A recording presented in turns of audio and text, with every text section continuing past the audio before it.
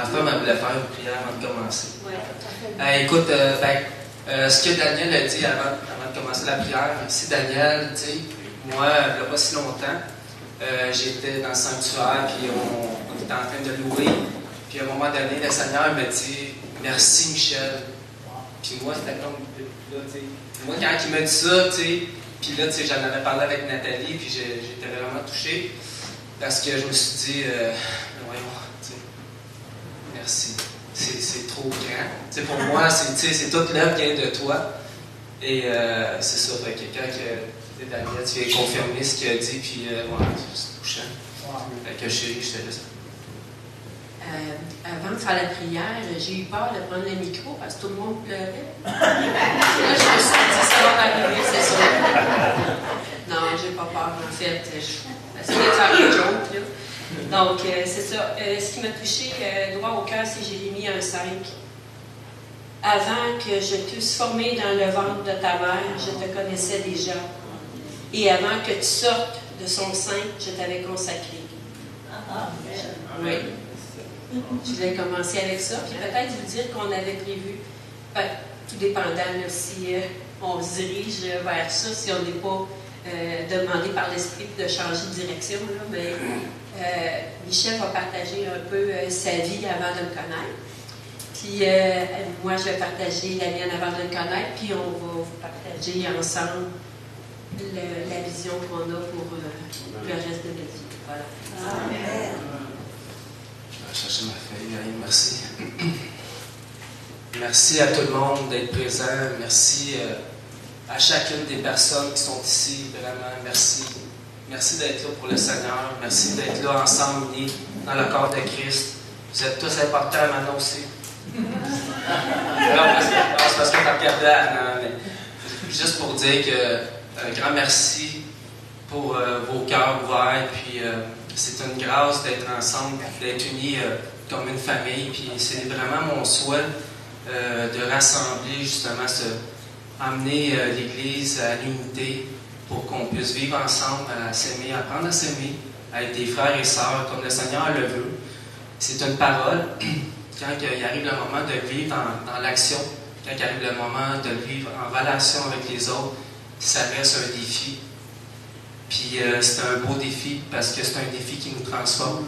Fait que quand on est confronté parfois à différentes personnes, différentes croyances, de continuer à aimer au-delà la personne, malgré les différences, c'est une grande victoire. C'est une grande victoire dans les lieux célestes. Et c'est une grande victoire, c'est un grand changement qui s'opère en nous, dans l'humilité, parce qu'on accepte l'autre tel qu'il est. On n'essaie pas de le changer, on n'essaie pas de le transformer, on fait juste l'accepter tel qu'il est. Fait que moi, je l'ai commencé avec un peu mon histoire. Nathalie parlait de la naissance. Et cette naissance-là a commencé dans les parties génitales de mon père, dans lequel le Dieu de l'univers, le macrocosme, qui est le Dieu de l'infiniment petit de microcosme, j'étais dans cette partie-là et j'ai rapporté la victoire. J'étais arrivé le premier. J'ai défoncé la baraque. Puis pendant 9 mois, je me suis fait dorloter, j'ai été aimé dans le ventre de ma mère. Et puis il est arrivé le temps où c'est la catastrophe, la crise. Faut que tu passes dans un chemin très étroit. Et ça, quand tu rentres dans ce chemin-là, à un moment donné, ça fesse. Mais ce qui est beau de tout ça, je vais encourager tout le monde. On est des guerriers. Dès notre naissance, on passe dans un chemin étroit, pas grand place, les épaules ne passaient pas. Ils ont forcé. Et quand j'ai sorti de là, je respirais pas. J'ai reçu une claque. Cicatrice déjà en partant. Bébé, les ciseaux, claque. Cicatrice. Juste pour vous dire, on l'a voulu, on est des guerriers. Quand il y a des gens qui disent moi je dis, non, t'es un guerrier, d'avoir passé à travers tout ça, t'es un guerrier. Fait que ça, c'est une histoire que le Seigneur me racontait que je trouvais très drôle. Ça commençait avec mon père, ma mère, des gens normaux. Des gens, mon père, normal, je suis pas sûr, parce qu'il était quand même extraverti, c'est un homme coloré, c'est un homme dans lequel, c'est un exemple de vie. Mon père commençait le matin à 7h, il finissait à 4h. Après ça, il venait nous coacher. On était 3 gars, on est 5 enfants, on était 3 gars, il venait nous coacher. Après ça, il faisait du ménage jusqu'à minuit le soir. Mais moi, il n'y a pas une fois que j'ai vu mon père qui était... À chaque fois, je le voyais. Tous les jours, il était de bonne humeur. Il avait la joie. Hey, moi, c'était comme... Moi, ça m'impressionnait. Puis, puis juste pour vous donner un peu sa couleur, c'est que mon père, c'est un homme qui avait des lunettes noires, des pantalons carottés, et il venait nous coacher en pantoufles. Ça a déjà arrivé. Puis il nous montrait comment courir sur les buts, puis glisser sur les buts, parce que nous autres, dans notre famille, on était des sportifs. Fait que mon père, c'est ça, c'est un homme aimant, c'est un homme... on allait à l'église, ma mère, c'est une femme aimante, c'est une femme qui écoutait, c'est une femme qui nous acceptait tel qu'on était. Ma famille, c'était pas des gens qui jugeaient, là, c'était du monde très simple. Puis, à un moment donné, c'est ça. Nous, on a commencé à l'église, on allait à l'église catholique. On a été éduqués dans le catholicisme. Puis, à un moment donné, ça s'est dispersé un peu. Hein? Tu sais, l'église, à un moment donné, a perdu un peu des membres de l'église. Mais j'avais quand même... j'avais ce cœur-là quand même qui appartenait à Dieu. Là, je vais suivre ma feuille à un moment donné. Puis,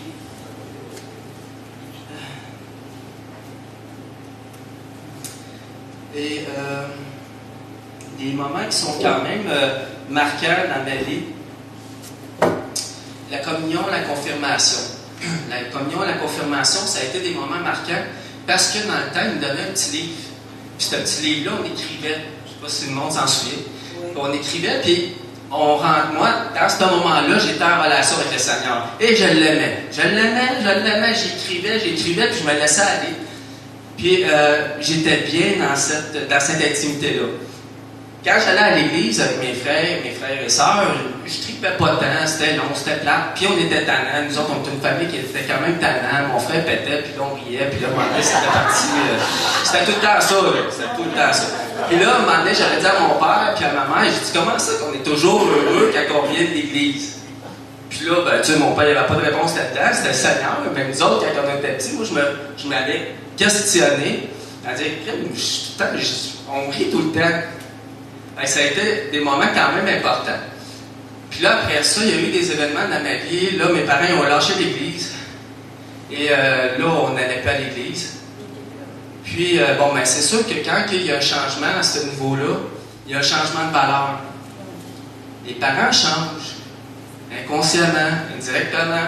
Ils commencent à emprunter des voies qui sont moins centrées. Sont plus désaxés, parce qu'ils ont perdu leur axe. Parce que quand on retrouve le Seigneur nous remet dans notre axe. Puis quand on perd la relation avec le Seigneur, on devient plus désaxé, puis centré sur les désirs de la chair, la convoitise des yeux, l'orgueil, et toutes ces choses-là. Fait que, il y a eu des changements, mais quand même, mes parents, c'était des gens quand même extraordinaires, même à travers tout ça.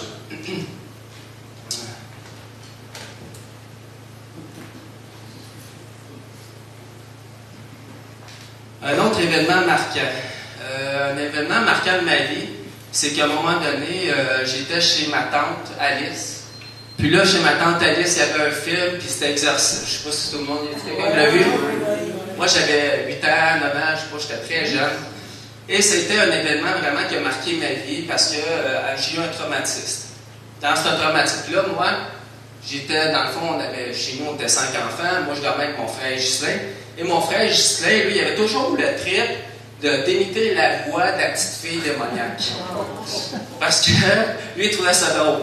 Donc là, moi, j'avais vraiment peur, puis c'était vraiment un traumatisme, puis je n'étais pas capable d'être seul. Puis à un moment donné, là, je l'avais écouté chez ma tante, puis là, mon père me disait, hey, ils sont maquillés. Ouais, c'était pas ça que je voyais. Puis là, il est arrivé un autre événement, on l'a réécouté plus tard. Puis là, ben moi, ma mère, puis c'était quand même, tu sais, il y avait quand même quelque chose d'épeurant. Ma mère m'avait donné Marie, l'image de Marie, en écoutant le film. Mais moi, j'étais un enfant. Fait que quand, tu sais, c'était quand même intense. Puis là, j'ai décidé, moi, j'écoute pas ça, je m'en vais dans ma chambre. Mais dans ma chambre, j'étais tout seul. Puis là, j'entendais la TV. Fait que là, dans mon cœur, j'étais vraiment traumatisé. Mais là, j'ai dit, là, OK, là, Seigneur, ça a été mon premier combat spirituel. J'étais pas très vieux. Puis là, j'ai dit, Dieu, si tu existes, là, montre-moi que tu existes. Là, j'ai fait le Notre Père. Puis j'ai prié. Puis là, j'ai dit, là, je m'endors en toi. Puis à partir de ce moment-là, j'ai été délivré. Ça a été la première délivrance là, quand j'étais petit.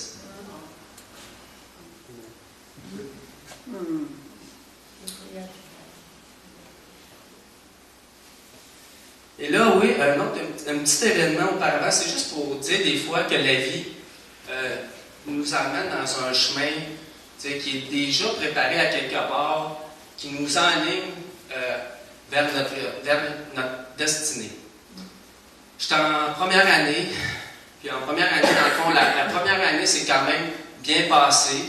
Et là, je passe l'été, après l'été, on tombe en vacances, à l'école, on tombe en vacances. Quand je reviens, ma deuxième année, je commence mon année, et le professeur me demande d'écrire un mot au tableau. Je suis le premier.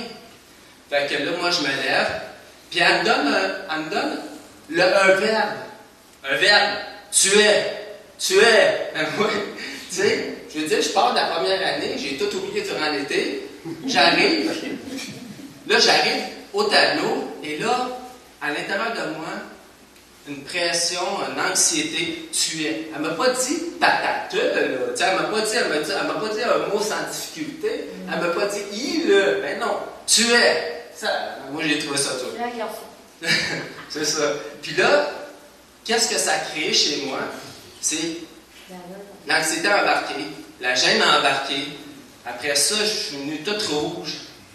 Puis le sentiment d'humiliation. C'est un sentiment qui est montant dans moi. Et là, après ça, dès le début de l'année, ça a commencé de même.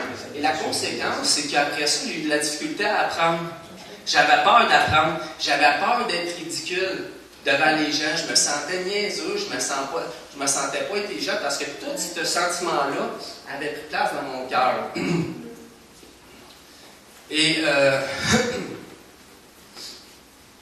quoi d'autre? Et après ça, ce sentiment-là, c'était un événement marquant qui m'a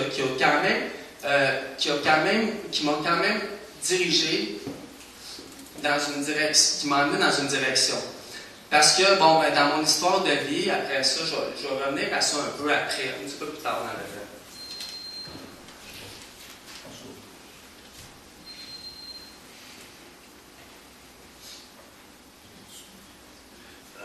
J'ai toujours, après ça, on passe à l'enfance, on arrive à l'adolescence, et cette marque-là qui avait marqué un peu mon cœur, a quand même un impact, parce qu'après ça, à partir de ce moment-là, j'ai toujours été dans des classes avec des troubles de comportement, troubles d'apprentissage. C'est peut-être pas lié juste à cette blessure-là, mais ça a eu quand même un gros impact. Alors, je me suis ramassé avec des gens qui avaient de la difficulté à l'école, qui avaient des troubles de comportement, qui étaient mis à part, et j'ai tout le temps été un peu avec les marginales.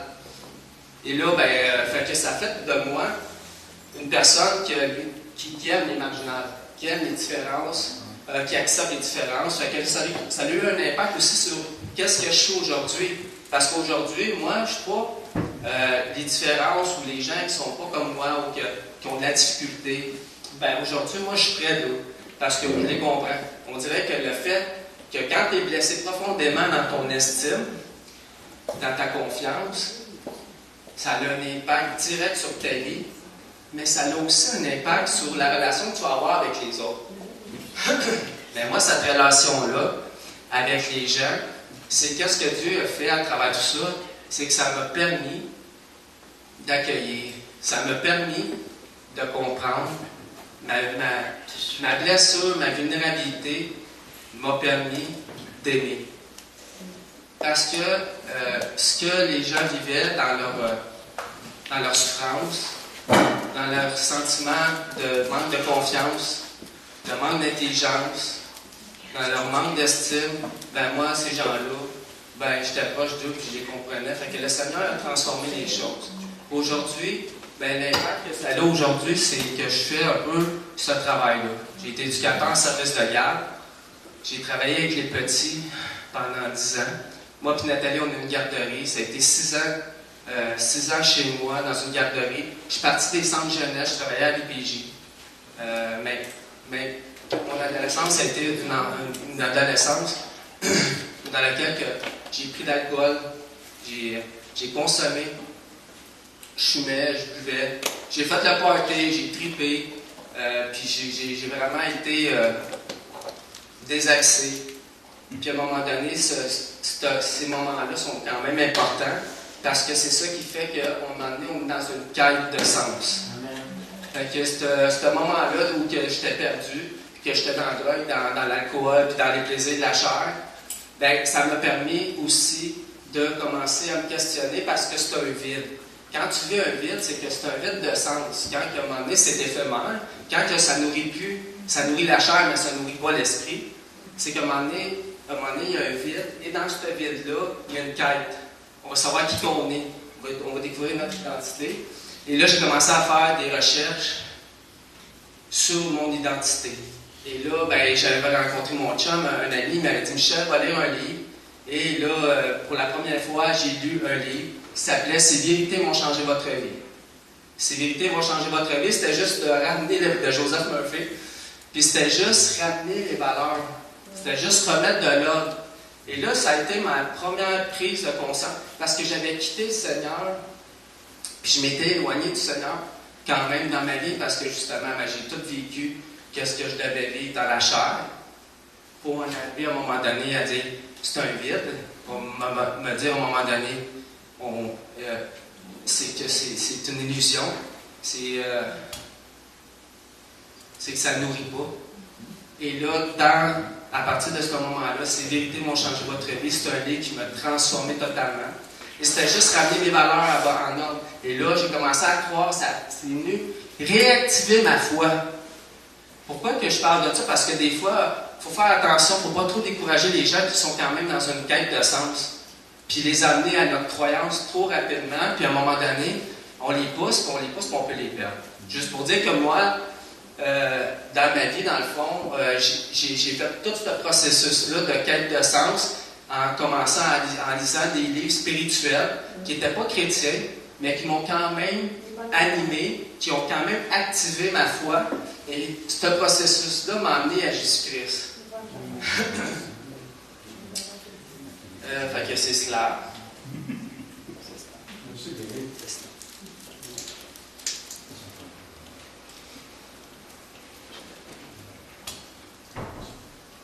Et là, c'est ça, oui, c'est une autre belle histoire quand même. Là. Un événement, ce qui m'a amené aussi à ce changement-là. Ce qui est intéressant aussi dans cette connaissance-là, c'est qu'à un moment donné, j'ai eu une mononucléose parce que vu que je faisais le party et je me suis pété de la fiole quand même solide. Mon corps, à un moment donné, il a lâché et là, j'ai eu une mononucléose. C'est cette mononucléose-là qui m'a ramené, qui m'a fait comprendre, hey, wow, taxe à la gueule. Là, ça m'a ramené à dire, hey, moi, j'étais un sportif, là, j'étais quand même athlétique. Qu'est-ce qui se passe avec ma vie? Et là, ça m'a amené à cette quête de sens-là. Et ce livre-là. Et après ça, il y a eu un processus. Et là, j'ai sorti, dans le fond, j'étais avec une jeune fille. Puis j'ai eu un enfant. J'ai eu mon premier enfant. Puis, dans cette relation-là, moi, je vivais quand même une conversion. Tu sais, une conversion, quand je parle de conversion, c'est pas le baptême de l'eau, mais je parle d'un changement de conscience qui est une prise de conscience de dire, OK, réaligner ma vie sur des valeurs, sur des principes de vie qui m'ont aidé justement à m'organiser, mais qui m'ont amené aussi à vouloir avoir Dieu dans ma vie. Je n'avais pas encore Jésus. Mais moi, j'allais prier, j'amenais ma couverture, j'étais sur la rue 7e avenue, puis j'amenais ma couverture dehors, puis pendant des heures et des heures, je priais dehors. J'étais à terre l'hiver, j'avais une couverte, j'étais habillé chaudement des fois, c'était l'été. Puis je priais beaucoup, je méditais, je priais. Et j'aimais Dieu. Mais je n'avais pas encore le Seigneur. Mais j'aimais Dieu et j'avais vu des résultats. J'avais vu que les livres, tu sais, supposons l'attraction, la loi de l'attraction, c'est que j'avais eu des résultats. J'avais demandé, ma foi était activée. J'avais vu des résultats. J'avais demandé à Dieu un travail. J'avais demandé plein de choses. Puis il y a plein de choses qui sont arrivées dans ma vie. Et ça avait un impact sur ma vie, mais à l'extérieur. Puis, un peu plus loin dans le temps, avec mon ex, dans le fond, il y a une séparation. On s'est séparés parce qu'elle me voyait, elle pensait que j'étais devenu fou. Parce que moi, j'étais un passionné, puis j'essayais tout le temps d'être avec Dieu, ces affaires-là, puis elle n'était pas rendue là. Puis elle ne comprenait pas. Moi, je venais elle était comme plus attirée avec le rebelle, c'est bizarre. Ah. Mais là, et là, tu sais, avec ce changement-là, bon, ça ne fonctionnait plus parce que moi, je voulais m'élever, puis elle n'était pas nécessairement là-dedans. Et là, c'est juste pour dire, dans ce moment-là, on s'est quittés. Et là, quand on s'est quittés, je me suis ramassé toute seule. Et ça a été quand même un passage très difficile. Puis il est arrivé un autre événement dans ma vie marquant, c'est que j'avais une amie de fille qui m'avait dit « Michel, elle dit, ça tente-tu de venir voir un show de punk à Montréal? » Moi, j'aime pas le punk nécessairement. Mais j'avais dit « Ok, je vais y aller avec toi. » Fait que là, je vais voir le show de punk. Je fais du mushroom, puis là, je fais un gros trip. Puis le punk, qu'est-ce que ça fait? En tout cas, qu'est-ce que ça faisait? Il y en avait 4 shows. Puis quand il y avait des estrades, puis là, quand j'étais proche, là, ma lumière en dedans de moi, elle était noire, elle était comme noircie. Fait que là, moi, je m'enlevais de là, puis là, j'allais en arrière. Puis quand j'allais en arrière, je m'isolais un peu. Là, j'avais une fontaine d'eau, c'est comme de la pluie, une source d'eau qui coulait. Puis là, j'étais. Puis bon, c'est ça, je laissais me parler. Mais, puis là, je me rapprochais, puis à chaque fois que je me rapprochais, ça faisait ça. Fait que là, le dernier show, c'était Gloomscone, puis ça, c'était correct. C'était comme peut-être plus. C'était de la musique plus politisée. Puis ça avait l'air, je me sentais bien, là je dansais. Mais quand j'étais revenu chez moi, là j'ai décidé de commencer à méditer. Et là, quand je me suis assoupi, et là j'ai senti une présence, mais pas nécessairement une bonne présence. Et là, j'étais chez moi, là j'ai commencé à avoir des attaques, des attaques spirituelles. Et là, une des attaques spirituelles, c'est ça, je ne le savais pas, là, c'est quelque chose vraiment que j'ai vécu. J'étais dans mon lit, puis quand je travaillais de nuit, le jour où je me couchais, puis là, je me levais, puis là, je m'accouchais un petit peu avant d'aller travailler, quand il faisait noir. Là. Aussitôt, c'était sombre. Quand le soir embarquait, là, j'étais couché dans mon lit, puis je sentais une présence. Et la présence, c'était comme un esprit, puis tu le sens, là, tu sais, c'est vraiment désagréable. Fait que là, qu'est-ce qu'il a essayé de faire? C'est l'esprit avait essayé de rentrer en moi. Il voulait comme me rentrer dans son monde, me faire sortir pour rentrer en moi. Mais moi, je ne savais pas qu'on avait un champ magnétique. Parce que quand il avait essayé de faire ça, mon cœur, qu'est-ce qui se passait dans moi, ça donnait un courant. Ça donnait un choc quand même. Comme un choc pour me protéger. Là, moi, je me réveillais, là, j'étais comme déstabilisé. Puis là, j'étais tout seul dans l'appartement parmi 24 logements. Puis je me disais, je suis tout seul à vivre ça, moi. Je suis tout seul à vivre ces attaques-là. Puis là, des fois, il est arrivé une autre situation. C'est que j'étais couché encore. Je me réveille. Je regarde dans le garde-robe parce qu'il se ramasse dans le garde-robe. Je ne sais pas pourquoi, fouille-moi. Là, je rouvre le garde-robe. Puis là, je suis fâché. Puis là, je commence à être là. Puis tu sais, tu n'as pas de pouvoir. Tu sais, j'avais pas encore cette connaissance-là. Fait que là, moi, je me disais, hey, là, il va me lâcher. Tu sais, il aurait pu me battre. Mais c'est la visite. Fait que là, il me lâchait pas. Et là, je m'en vais dans ma cuisine. Je vois ma cuisine, elle est comme toute. Elle travaille un peu. Je la regarde dehors. C'est gris. Il n'y a pas de lumière. Il y a ça d'eau, mais c'est sur la terre. Là, moi, je suis comme, OK. Mais tu sais, je suis comme endormi.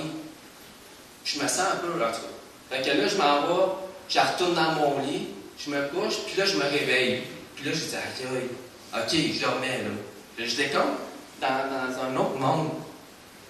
Puis à un autre moment donné, je raconte ça parce que c'était assez particulier. Ça a été un moment quand même qui m'a amené au Seigneur aussi.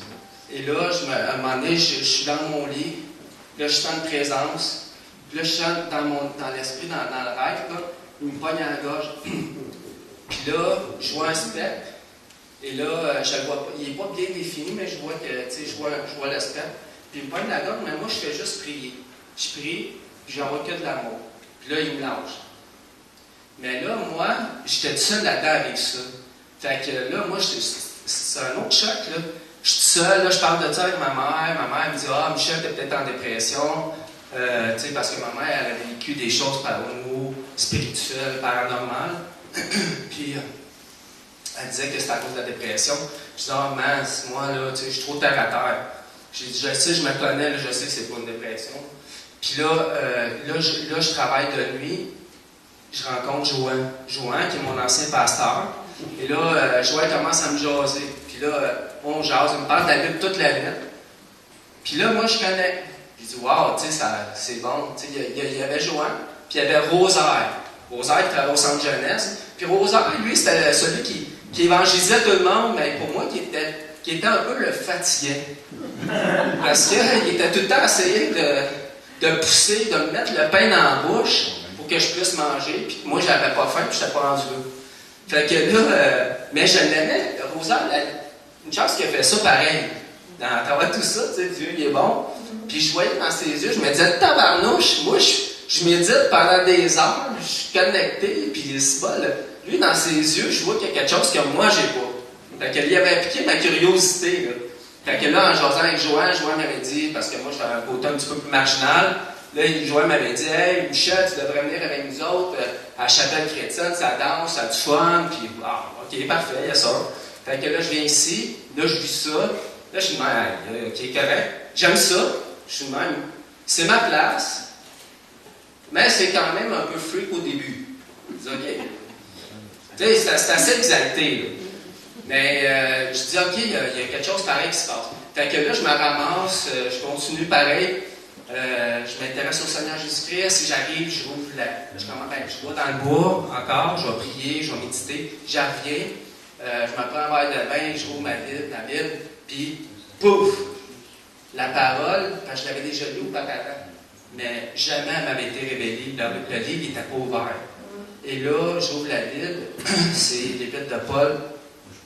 Et quand il me parle. Là, c'est vraiment révélation. Là, un changement. Puis je sens vraiment un petit souffle, un petit courant d'air. C'était pas un mauvais esprit, celui-là. Fait que là, je viens de vivre quelque chose. Et durant la nuit, c'était la fin de semaine, durant la nuit, je fais un rêve. Parce qu'il y a encore des esprits chez nous. Puis on a essayé de les faire sortir, mais ça sortait pas. Puis durant la nuit, je fais un rêve. Et dans mon rêve, je chasse les esprits dans le nom de Jésus. Que je suis même dans mon rêve, je suis dans mon appartement, j'ai 5 esprits chez nous, puis je les chasse dans le nom de Jésus, puis ça part. Fait que là, moi, je me réveille le matin, là, je suis exalté, là, je pète le feu, je saute sur mon lit, je suis trop content, je suis délivré, le Seigneur, il a fait son œuvre, le Seigneur est devenu mon sauveur, mon libérateur, puis là, il y a un changement, une conversion qui se fait en lui. Et là, après ça, je rencontre ma femme, Nathalie. Et là, elle m'invite. J'étais quand même un peu marginal, hein. J'ai peut-être gardé un peu ce côté-là. Nathalie m'invite à aller. Fait que là, Nathalie, ma femme, au centre jeunesse, on travaillait ensemble. Fait que là, elle m'invite, elle dit, Michel, elle dit, ça te tente-tu d'aller dans un power amérindien? Un Gatorade spirituel, Gatorade.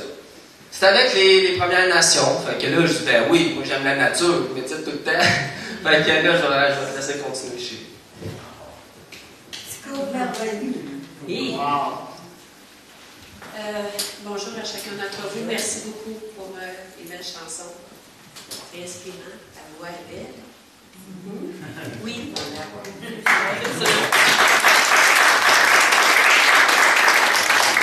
merci à chacun d'entre vous aussi d'être là. Ça nous touche. Puis, contrairement à ce qu'on peut penser, je ne suis pas super à l'aise. Je suis à l'aise de communiquer. Ça, j'ai toujours été à l'aise de communiquer. Mais parlez-moi, oups! Mais je me débrouille. Je vais me débrouiller.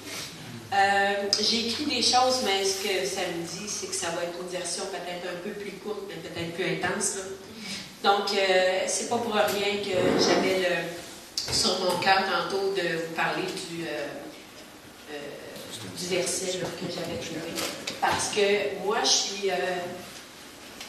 je me suis délivrée de la culpabilité dernièrement. Wow. Ça fait vraiment pas longtemps. En tout cas, j'ai l'air de commencer par la fin, mais je commence par la fin. Bon. Donc, oui. La culpabilité, dans le fond, ça va peut-être vous paraître drôle, mais moi, quand je suis venue au monde, j'étais la première petite enfant sur le côté de mon père, qui était déjà 13, eux. Donc, on m'attendait. Hein? Une petite fille, tout le monde était content, tout le monde était énervé, j'ai eu des becs, j'ai eu de l'amour. C'était même étouffant des fois, tu sais, je vous dis là. Puis sur le côté de ma mère, j'étais la première petite fille, parce qu'il y avait 2 gars avant. Fait que là, encore là, j'avais des becs puis des bisous, puis ça lâchait pas. Fait que moi, je suis vraiment comme bénie. Je suis tombée dans WAP tout de suite en sortant. Tout de suite. Puis, mais ça a son lot de difficultés aussi. Puis de là est partie aussi la culpabilité, parce que si moi j'ai tout ça, pourquoi les autres n'ont pas ça? Puis s'ils n'ont pas ça, il faut que je fasse quelque chose. Donc là, c'est la blessure qui embarque et puis la pression qu'on peut se mettre ses épaules pour accueillir les autres dans ce qu'ils sont, parce que je suis tellement privilégiée. Mais ça peut nous égarer aussi. Parce que pendant le temps qu'on est centré sur les besoins des autres, on n'entend pas les nôtres. Mais c'est quand même bien fait, je trouve. Donc, j'ai vraiment eu une enfance extraordinaire, dorlotée, choyée. Mais j'ai eu des grandes blessures aussi, parce qu'à 5 ans, je crois, on a reçu un téléphone à la maison, j'étais avec ma mère. Puis, mon père venait d'avoir un accident très grave. On était inquiets pour sa vie même. Donc, il avait une vingtaine d'années, il n'était pas bien vieux, mon père, à ce moment-là. Il y a eu un accident dans la mine où il travaillait. Il a reçu du ciment, en tout cas des poches de ciment dans le dos. C'était une mine à ciel ouvert. Donc, la vie de mon père a changé, mais la nôtre aussi. Parce qu'après, il n'y avait plus beaucoup de place pour nous. Sa maladie a pris tout l'espace dans notre maison. Puis, c'est pas par... c'était difficile, mais en même temps, c'est très comprenable. Au niveau rationnel, on est capable de tout comprendre ça. Donc, c'était un choc parce que là, je savais qu'il fallait que j'aide ma mère. En dedans de moi, là, la petite fille, là, il fallait qu'elle se dépêche de grandir parce que ma maman avait besoin de soutien. Donc, c'est un peu à ce niveau-là là, que la culpabilité, tout ça, là, a pris son plein essor. Donc, c'est ça. Adolescente, moi, j'étais très sage. Très, très sage. Oui, mais peut-être juste pour finir l'enfance, j'ai su que je serais une éducatrice spécialisée toute ma vie en 2e année. Wow! Oui, monsieur. En 2e année, là, il y avait une petite fille qui était hydroencéphale dans ce temps-là. En tout cas, je ne sais pas si c'est encore les termes employés aujourd'hui, mais elle avait une tête d'eau. Donc, elle était toujours toute seule. Ben là, moi, je ne tolérais pas ça, qu'elle soit toujours toute seule, j'étais toujours avec. Je m'en allais tout le temps où elle était. Ben, un moment donné, il y avait un petit 6e année qui l'agaçait et qui l'écœurait, carrément. Puis moi, je ne savais pas quoi faire. Fait qu'un matin, je me suis levée, je suis allée le voir. Wow. Puis là, j'ai dit, là, tu vas lâcher tranquille. T'aimerais-tu ça avoir sa tête? Il dit non. Ben, j'ai dit, si tu continues, tu vas avoir un peu. Puis après ça, je m'en allais, puis j'étais de même, mais voyons, j'ai dit ça de même, moi. T'as tout gêné, t'es timide, mais là, je t'ai dit que ça allait faire, là. Puis là, on va lâcher, là, s'il vous plaît. Tu sais, fait que là, j'ai trouvé que j'ai quand même une force de quelque chose en quelque part, là. J'étais contente de moi, j'étais fière.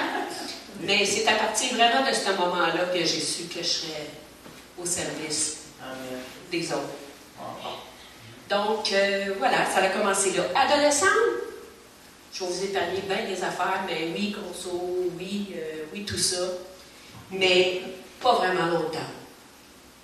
Parce que mon père avait un ami qui travaillait pour, il était police fédérale, donc il s'infiltrait dans des organisations.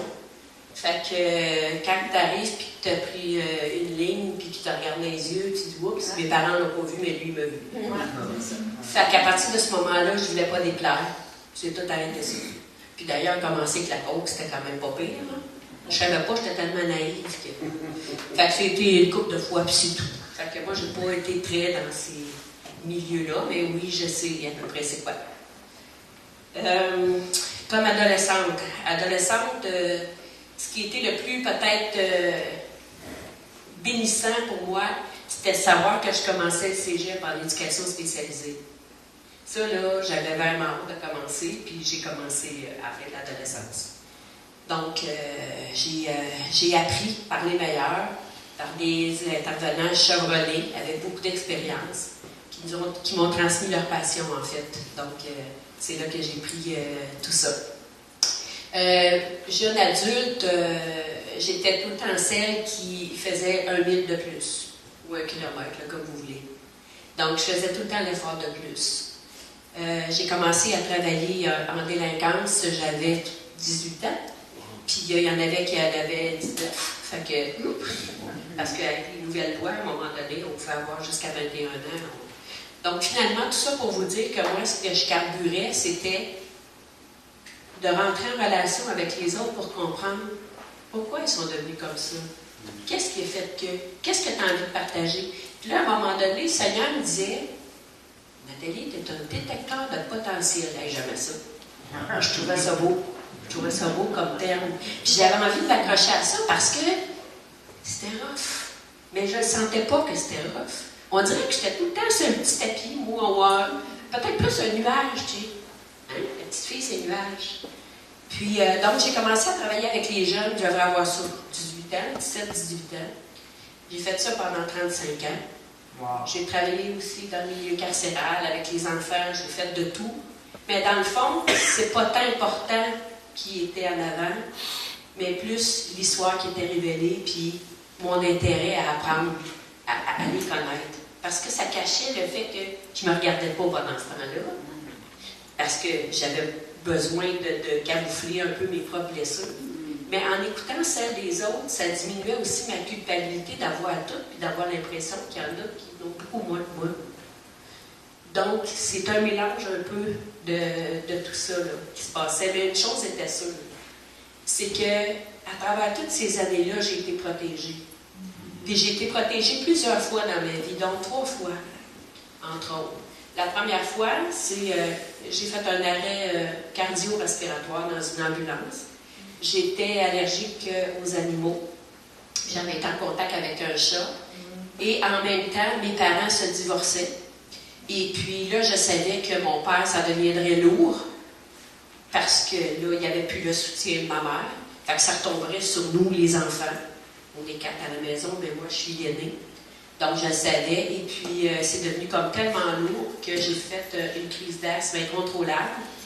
Donc, j'ai descendu 13 marches pour partir ma voiture pour m'en aller moi-même à l'hôpital. Hein? Je suis capable de seule. Donc, je pars ça. J'oublie ma sacoche. Zut. Je remonte les 13 marches, je m'en crise d'asthme. Demain. Fait que j'arrive en haut. Je sors sur le balcon. Le toit est arrêté. Ma voiture est neuve. Bon, je suis obligée de coller l'ambulance, mais j'ai fait l'arrêt cardio-respiratoire dans l'ambulance. Wow. Je ne me serais jamais rendue. Ah oui. Puis, une mort imminente, c'est quelque chose aussi. Je suis morte, pas longtemps, mais assez longtemps pour découvrir quelque chose, par exemple. Ouais. J'ai pas vu de lumière, contrairement à ma grand-mère que je vais vous parler tantôt, mais j'avais une paix. Dans un cocooning, tu sais, j'étais comme dans un cocon. Ah, j'étais tellement bien, là. Puis juste quand j'avais arrêté de respirer, tout était pas mal cool. Ça allait vraiment, j'avais plus de problème, ça allait bien, là. Puis là, le fatigant, l'ambulancier, madame, respirez, pourquoi vous en êtes là? Il était vraiment gossant. Je l'avais assis, mais il était vraiment gossant. Puis à un moment donné, je me suis remis à respirer. Puis, il m'a dit, vous avez passé proche, madame. J'ai dit non, je suis allée. Je suis allée. Puis ils m'ont emmené à l'hôpital, l'adrénaline, tout ça, pouf, pouf, là, j'ai vu des étoiles, tout ça, je suis revenue. Puis à partir de ce moment-là, c'est sûr qu'il y a des choses qui ont été gravées vraiment du Seigneur dans ma vie, c'est sûr. Une autre fois aussi, où ce que notre premier fils, parce que vous avez tous compris que je ne suis pas la maman du premier fils à Michel, qui est Marc-Antoine. Il est rendu à 29 ans, notre beau Marc-Antoine. Je suis pas sa maman, mais maudite. Il fait partie de la gang, vraiment. Donc, c'est ça. Oui, notre premier fils, Shanahan, lui, j'avais fait une fausse couche avant Shanahan, puis moi, j'avais eu 12 enfants, j'avais adoré ça, là. Peut-être pas Michel, en tout cas, oui. Et puis, j'aime les enfants, j'adore ça. Bon. Et puis là, notre premier fils, on est à l'hôpital, je suis sur le point d'accoucher. Là, j'ai dit à l'infirmière quelque chose de pas normal qui s'est passé. Elle a introduit sa main, et puis elle a vu que le cordon du bébé était sorti avant le bébé. Donc, ce serait autour, comme un peu en scaphandre, là, quand tu piques le boyau d'oxygène, mais il était après. Bon. Et là, la panique, tout le monde, il me donne de la nitro. La nitro, mon cœur, il est bon, c'est quoi cette affaire-là? Là, tout va vite, ils partent avec le lit, ils pètent les portes du bloc opératoire, et ça, c'est sans mensonge aucun, là, toutes les portes ont pété. Là, le chirurgien, lui, quand il a entendu le corps, il était à la sortie de l'hôpital, il avait le bar. S'il serait chez eux, oublie ça, là, on n'aurait pas eu notre gars, là. Donc, il était à l'hôpital, sur place. Le médecin, le chirurgien, dit on va devoir vous endormir, inquiétez-vous pas, il n'y a pas de danger pour vous. J'ai dit s'il vient au monde, il y a du danger pour moi, je te le dis. Fait que là, j'ai dit Seigneur, là, t'agis parce que c'est un ordre, excuse-moi. Là, j'étais au bout. Fait que je me suis endormie, et puis je me suis réveillée avec un beau blanc, aux yeux bleus. Hein? Ah! Quel bel enfant! Écoute, quasiment un livre, cet enfant-là. C'est bleu. Ah, mon doux. C'est tellement beau, là. Ah, c'est ça. Donc, ça, c'est l'épisode où que le Seigneur manifestait vraiment dans sa vie. Une autre fois aussi, avant, où avant d'avoir des enfants, le médecin m'avait dit que je ne pourrais probablement pas avoir d'enfants, à cause du fait que quand j'avais une crise d'asthme, c'était trop rapide. J'aurais peut-être pas eu le temps de me rendre à l'hôpital, il y aurait eu des dangers. Mais à ce moment-là, j'avais crié à lui, puis il m'avait amené vers les produits Usana que j'ai pris, puis que, avec le Seigneur, j'ai eu une guérison aussi à ce niveau-là, parce que j'ai pu avoir des enfants prêts. Trop cool. Donc, voilà. Je saute un peu du coq à l'âne, puis tout ça, mais en dedans de moi, ah oui, j'en arrive là. C'est avant les enfants, vous allez comprendre. C'est que moi, j'ai connu des hommes, j'ai connu la boisson, j'ai connu tout ça, je ne vais pas m'étendre là-dessus. Bon, tout le monde connaît ça un peu. Bon. Et là, à un moment donné, j'ai tout arrêté. J'ai dit, là, Seigneur, tu vas m'envoyer le bon. Attendez, rencontrer des pas, ben, pas des pas bons, mais des gens qui ne me sont pas, un homme qui n'est pas, pas pour moi. Fait que j'ai dit, je le veux beau en plus. J'ai dit, oui, je veux un beau bonhomme à côté de moi parce qu'il va être là un bout, fait que aussi bien qu'il soit cute. C'est vrai. Je l'ai peut-être pas dit, mais. Oh, oui, je l'ai demandé pour de vrai. Puis là, s'il y en a qui sont célibataires et qui veulent prendre des notes, là, j'ai fait une prière. Puis je l'ai faite quelques fois en ayant vraiment confiance à Dieu. Je lui disais, je rends grâce à Dieu pour l'homme qui s'harmonise parfaitement avec moi et qui me revient par droit divin. Pas n'importe quoi, par droit divin. Voilà.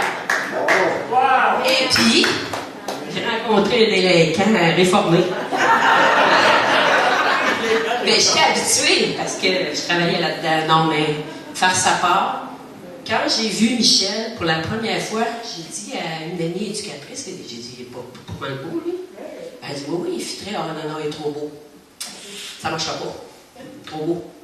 Fait qu'elle me disait, ben Nathalie, t'étais vraiment une belle personne aussi. Ouais, ben là.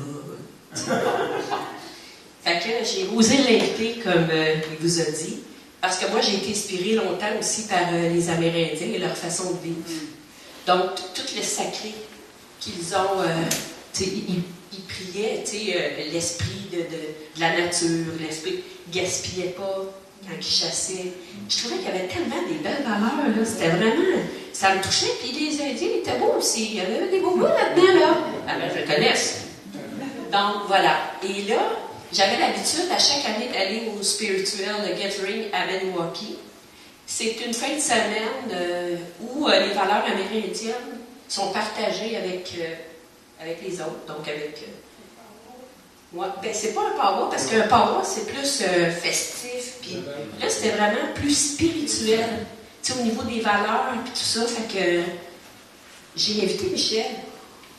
Hey, là, j'ai dit, on ne rappellera pas, c'est sûr, en tout cas, moi, j'ai fait ma job. Et puis là, il me dit, ben oui, ça me tente. OK. Là, je commençais à être ses mères, là. Fait que, c'est ça, pour faire une histoire courte, on est allé là-bas. Puis, juste pour vous faire rire un petit peu, là, avant de passer à l'autre étape, quand on est arrivé là-bas, on a monté notre tente, mais on est arrivé à Noirceur. Donc, il faisait noir partout. Il y avait des petits tentes de poche un peu, puis il devait y avoir 150 tentes sur le terrain. Donc, nous, on avait chacun notre tente, hein, vous comprenez? Mais là, on n'avait pas le temps de monter chacun notre tente, on a monté une tente. Fait que là, je monte la tente, et c'est où qu'on va aux toilettes? Ben, j'ai dit, sur le bord le bord du terrain, là, il y a des toilettes. Fait que, il part. Fait que là, moi, je fais mes affaires, puis tout. Puis là, il t'avait de venir vous dire qu'est-ce qu'il a fait, là. Fait que, je vais le laisser vous raconter ça, puis après ça, j'apprends. Oui, mais c'est ça, mais c'est juste pour dire aussi, ça fait partie de notre histoire, mais c'est pas qui qu'on est aujourd'hui. C'est, je veux dire, ça fait partie de mon histoire, puis ça a eu une influence. Mais, puis moi, je vais juste raconter la partie, dans le fond, qu'elle n'était pas avec moi, parce que moi, je cherchais les toilettes. Fait que là, je m'en vais, puis là, il y a comme une petite tente sur le bord, puis en tout cas, je trouve pas les toilettes, fait que là, je fais pipi là. Fait que là, il y a un feu. Puis là, je vois que, tu sais, il y a l'air un Amérindien, là, qui est en train de parler, il parle en anglais. Puis là, moi, j'avais le goût de voir du monde, puis je dis, ouais, du fun, là. Fait que là, je me ramasse sur le bord du feu. Et là, il dit, là, le guide, il dit, OK, parfait, déshabillez-vous, mettez-vous en bobette, puis rentrez dans le sweat lunch, qui est comme, qui représente le fœtus de la mère. Et là, quand tu rentres dans le fœtus de la mer, tu rentres à l'intérieur, au milieu, il y a un cercle, puis là, il rentre des pierres chauffantes, puis dans le fond, c'est un sauna. Ben, moi, je ne savais pas que c'était un sauna. Puis c'était celui qui durait de minuit à 3 heures du matin. C'était pas la petite affaire, c'était le big des big. Fait que là, moi, je me mets vraiment... C'était sur invitation seulement, mais toi, c'est ça là-bas. Oui, c'était sur invitation, mais le monsieur m'a laissé rentrer. Fait que là, je m'assois sur le rebord, dans le fond, proche du cercle, où ils mettaient des pierres. Ils ont rentré 21 pierres, puis ils ont mis, pendant 3 heures de temps. Puis c'était tellement chaud que mes narines collaient. Puis pendant 3 heures de temps, moi, tu survis, là. On dirait que tu fonds, là, ton corps, il n'y a plus rien, là. Il n'y a plus d'eau, il n'y a plus rien, là.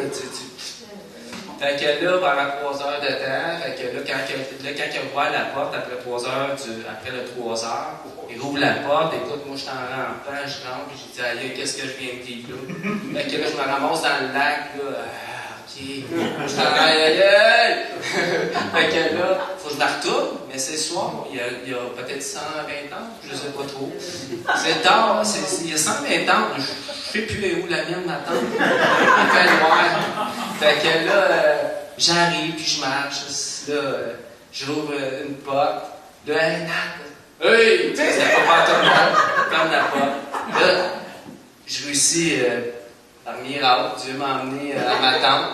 Puis là, je commence à raconter ça, je dis, hey, Nat, je viens de vivre quelque chose de fou, là. J'ai dit, genre, j'étais allé dans j'ai dit, il y avait une tente de sudation, puis en tout cas, là, je raconte l'histoire. C'est ça. Ça fait partie, dans le fond, de notre première rencontre. Là. Puis, après cette fin de semaine-là, moi, dans la voiture, on venait dans la voiture, puis j'ai dit, écoute, moi, j'ai vécu plein de trucs. Où je suis rendue maintenant dans ma vie, c'est de rencontrer un compagnon avec lequel je vais faire ma vie. Donc, si tu es celui-là, tu vas me rappeler. Si tu n'es pas lui, appelle-moi même pas. Je ne veux pas savoir. Ça ne me tente pas partout. Et puis là, il ne m'appelait pas. Ça faisait une couple de jours. Fait que je m'étais dit, Seigneur, dépêche-toi, j'ai hâte. Non, mais je disais, Seigneur, en ton temps, mais semble, parce que j'étais rendu quand même à 33 ans, là. Faut que je vous remette dans le contexte. Puis je voulais des enfants, fait que là, je suis mouillée. Hein. Donc, voilà. Et puis, quelques jours après, il m'a rappelé. Puis là, j'ai fait, c'est une grosse joke, je suis sûre. Mais j'étais allée pareil. Puis, c'est ça. On a eu 2 enfants ensemble, qui sont majeurs maintenant. Un grand garçon de 21 ou 22, en tout cas, c'est ça. J'ai toujours de la misère un peu avec l'âge, mais il travaille à l'hôpital de Saint-Jean-sur-Richelieu. Il a le cœur dans la main, il est blond, yeux bleus, il est grand, il est beau, puis il est en santé. Hein? Dans son cœur, dans son esprit. Ouais. On a un autre fils, Samy. Samy, c'est un petit brun, aux yeux bruns. Vous allez peut-être la voir si vous allez être ici, là, le 13, là, pour le party de Noël. C'est ceux qui vont travailler, mais ils vont venir un petit bout, on va vous les présenter. C'est nos enfants, c'est la prunelle de nos yeux, puis c'est des bons enfants. T'sais, des fois, ils disent « Ah, maman, toi puis le Seigneur, moi, je suis pas tout le temps là. » Ben, c'est pas grave, je prie pour toi, tu vas voir, ça va rentrer, c'est sûr. Parce que ma grand-mère, elle a tellement prié pour moi que c'est pour ça que je suis venue au monde, puis que j'étais déjà consacrée.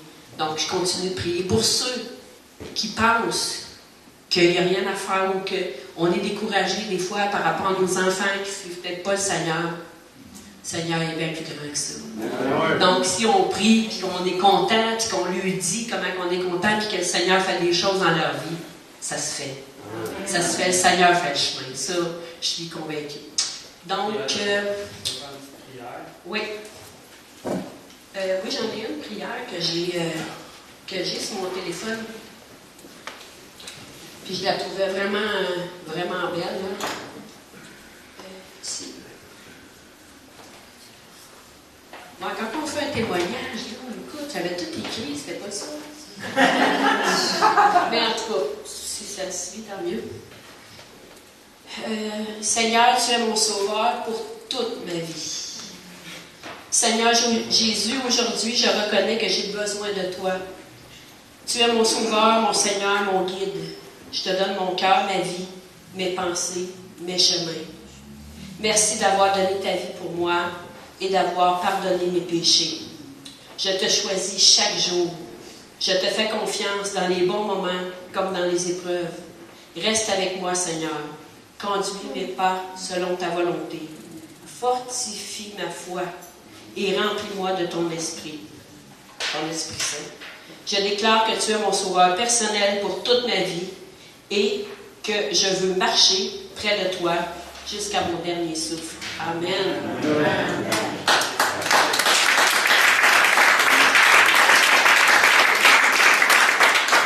Pour ma part, une conclusion possible pour, ça dit, Dieu m'a cherché à travers chaque étape.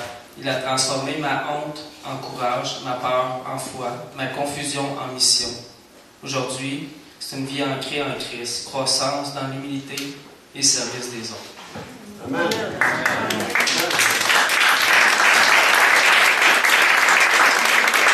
Je voulais aussi finir en vous disant que le Seigneur, il y a quelques années, je disais à Michel, c'est dur de travailler ensemble, hein? On se pogne des petits codes, puis bon. Puis on priait beaucoup là-dessus. Parce qu'on savait qu'on sait qu'on est capable d'être complice, mais il y avait quelque chose qui freinait tout ça. Fait qu'on a prié beaucoup. Puis le Seigneur, tranquillement, est après nous montrer une voie. On a commencé à... On avait vraiment le souci que les gens sachent que même si on a donné le dit au Seigneur, on peut avoir des blessures, puis des restants, puis que nous, on allait permettre à Dieu de nous purifier dans notre vécu assez pour pouvoir accueillir les autres. Parce qu'il y a beaucoup de chrétiens qui souffrent de situations dans leur vie, qui ont de la difficulté à relâcher en Jésus en Christ, qui se sentent coupables ou responsables de certaines choses, qui se disent, si j'aurais fait les choses autrement, Seigneur, pourquoi moi? Bon, l'expérience de travail comme intervenante m'a permis de voir, tu sais, que, en gros, il y a 5 grandes blessures qui touchent les humains. Donc, on est parti avec la Bible. Michel et moi, on est parti avec le livre aussi sur les 5 grandes blessures.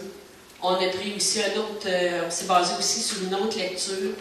C'est arroser les fleurs, pas les mauvaises herbes, pour être capable de monter un programme qui permet aux gens de pouvoir se livrer, s'ouvrir, puis accéder peut-être plus au pardon. Nous, on a envie de consacrer notre vie de chrétien dans ça.